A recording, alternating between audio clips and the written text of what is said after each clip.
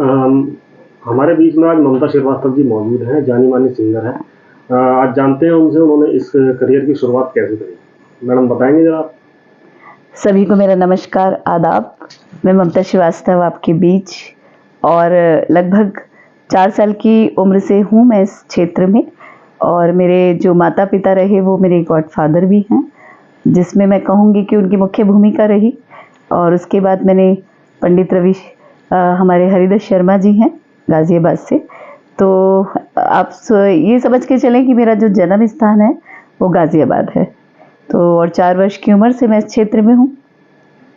तो आपने कौन-कौन से नगमे गाए या कौन-कौन से गाने गाए हैं? उनकी ज़रा चंद लाइनें बताएँगे आप हमारे जी। दर्शकों को? सर बेसिकली मेरा जो पड़ाव शुरू हुआ वो 9 वर्ष की उम्र से मैंने संगीत में एक तरह से परफॉर्मेंस देनी शुरू की और आप ताज्जुब भी करें कि मैंने अध्यापिका के तौर पे भी कार्य शुरू किया।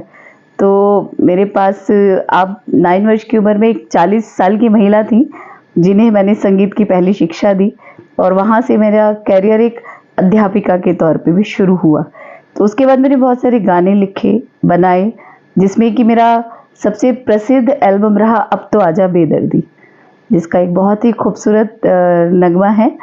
एक सनम मेहरबां था बहुत दिन हुए, एक सनम मेहरबां था बहुत दिन हुए।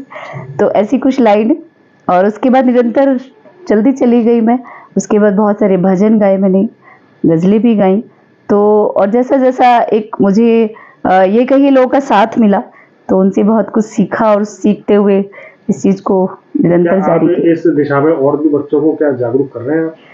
हाँ सर, मेरी एक संस्था भी है सुरजनकार कल्चर सोसाइटी और जिसमें कि लगभग 5000 कलाकारों को हम शिक्षा दे रहे हैं आज की तारीख में।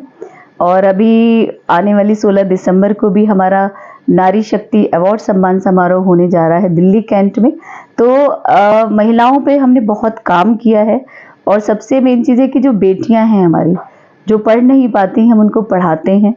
जो जिनकी दहेज की वजह से समस्याएं आती हैं, हम उनकी शादियों में हमारी संस्था योगदान करती है।